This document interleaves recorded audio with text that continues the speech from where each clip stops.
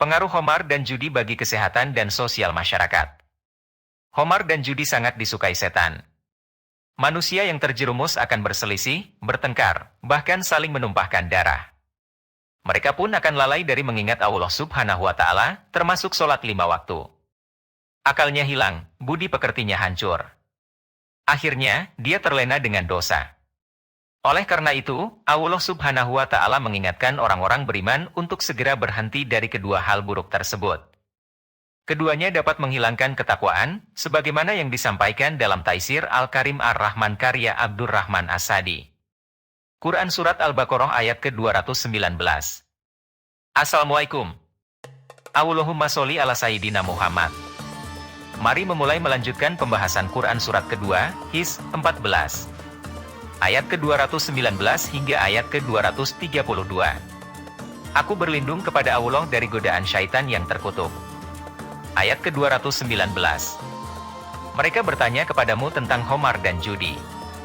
Katakanlah, pada keduanya terdapat dosa yang besar dan beberapa manfaat bagi manusia, tetapi dosa keduanya lebih besar dari manfaatnya. Dan mereka bertanya kepadamu apa yang mereka nafkahkan. Katakanlah, yang lebih dari keperluan. Demikianlah Allah menerangkan ayat-ayatnya kepadamu supaya kamu berpikir. Khamar adalah segala minuman yang memabukkan. Khamar berasal dari bahasa Arab yang berarti tutup. Khamar diharamkan dalam Islam karena merusak akal dan mengganggu ingatan. Ayat ke-220. Tentang dunia dan akhirat. Dan mereka bertanya kepadamu tentang anak yatim, katakanlah, mengurus urusan mereka secara patut adalah baik, dan jika kamu bergaul dengan mereka, maka mereka adalah saudaramu, dan Allah mengetahui siapa yang membuat kerusakan dari yang mengadakan perbaikan. Dan jikalau Allah menghendaki, niscaya Dia dapat mendatangkan kesulitan kepadamu. Sesungguhnya Allah Maha Perkasa lagi Maha Bijaksana. Pokok-pokok hukum perkawinan, perceraian, dan penyusuan. Ayat ke-221. Dan janganlah kamu menikahi wanita-wanita musyrik sebelum mereka beriman. Sesungguhnya wanita budak yang mukmin lebih baik dari wanita musyrik, walaupun dia menarik hatimu. Dan janganlah kamu menikahkan orang-orang musyrik dengan wanita-wanita mukmin sebelum mereka beriman. Sesungguhnya budak yang mukmin lebih baik dari orang musyrik, walaupun dia menarik hatimu. Mereka mengajak ke neraka, sedang Allah mengajak ke surga dan ampunan dengan izinnya. Dan Allah menerangkan ayat-ayatnya, perintah-perintahnya, kepada manusia supaya mereka mengambil pelajaran. Ayat ke-222. Mereka bertanya kepadamu tentang haid. Katakanlah, haid itu adalah suatu kotoran. Oleh sebab itu hendaklah kamu menjauhkan diri dari wanita di waktu haid, dan janganlah kamu mendekati mereka, sebelum mereka suci. Apabila mereka telah suci, maka campurilah mereka itu di tempat yang diperintahkan Allah kepadamu. Sesungguhnya Allah menyukai orang-orang yang bertaubat dan menyukai orang-orang yang mensucikan diri. Maksudnya menyetubuhi wanita di waktu haid ialah sesudah mandi. Ada pula yang menafsirkan sesudah berhenti darah keluar. Ayat ke-223. Istri-istrimu adalah seperti tanah tempat kamu bercocok tanam, maka datangilah tanah tempat bercocok tanammu itu bagaimana saja kamu kehendaki. Dan kerjakanlah amal yang baik untuk dirimu, dan bertakwalah kepada Allah dan ketahuilah bahwa kamu kelak akan menemuinya. Dan berilah kabar gembira orang-orang yang beriman. Ayat ke-224. Janganlah kamu jadikan nama Allah dalam sumpahmu sebagai penghalang untuk berbuat kebajikan, bertakwa dan mengadakan islah di antara manusia. Dan Allah Maha mendengar lagi Maha mengetahui. Maksudnya, melarang bersumpah dengan mempergunakan nama Allah untuk tidak mengerjakan yang baik, seperti, demi Allah, saya tidak akan membantu anak yatim. Tetapi apabila sumpah itu telah terucapkan, haruslah dilanggar dengan membayar kafarat. Ayat ke-225. Allah tidak menghukum kamu disebabkan sumpahmu yang tidak dimaksud untuk bersumpah, tetapi Allah menghukum kamu disebabkan sumpahmu yang disengaja untuk bersumpah oleh hatimu. Dan Allah Maha Pengampun lagi Maha Penyantun. Halim berarti penyantun, tidak segera menyiksa orang yang berbuat dosa. Ayat ke-226. Kepada orang-orang yang menghina istrinya diberi tangguh 4 bulan lamanya. Kemudian jika mereka kembali kepada istrinya, maka sesungguhnya Allah Maha Pengampun lagi Maha Penyayang. Mengilah istri maksudnya, bersumpah tidak akan mencampuri istri. Dengan sumpah ini seorang wanita menderita, karena tidak disetubuhi dan tidak pula diceraikan. Dengan turunnya ayat ini, maka suami setelah 4 bulan harus memilih antara kembali menyetubuhi istrinya lagi dengan membayar kafarat sumpah atau menceraikan. Ayat ke-227. Dan jika mereka berazam, bertetap hati untuk talak, maka sesungguhnya Allah Maha mendengar lagi Maha mengetahui. Ayat ke-228. Wanita-wanita yang ditalak hendaklah menahan diri, menunggu 3 kali kurun.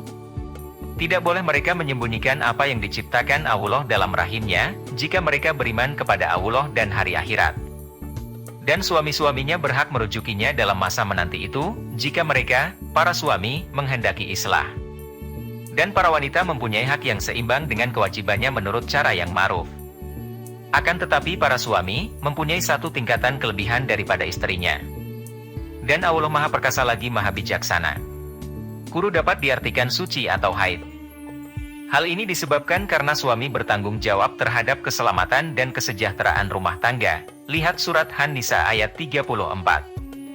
Ayat ke-229. Talak, yang dapat dirujuki 2 kali.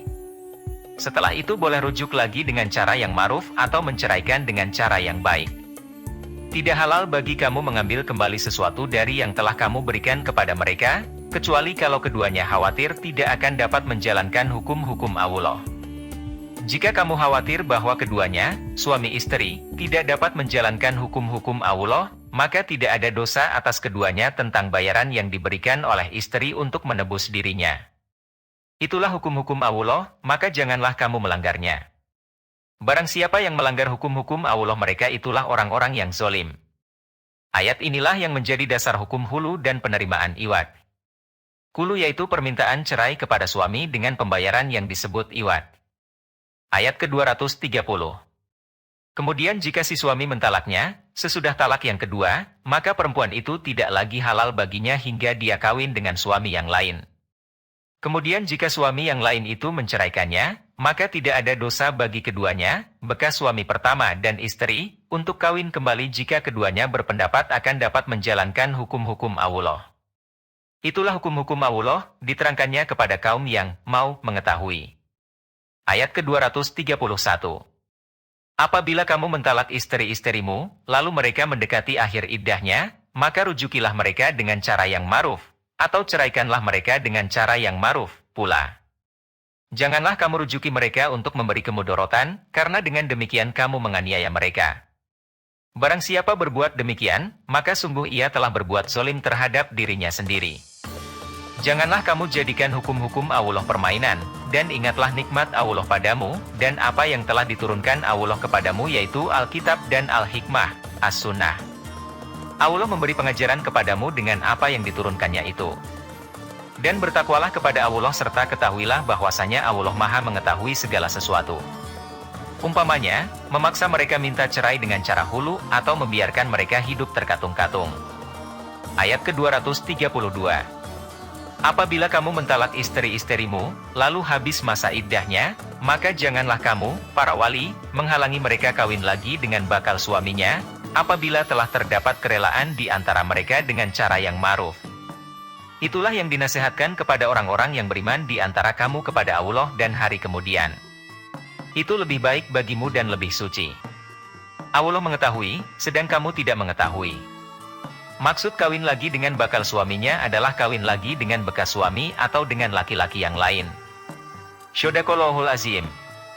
Maha benar Allah yang Maha Agung dengan segala firman-Nya. Sobat, ayo kita berlanjut ke ayat berikutnya.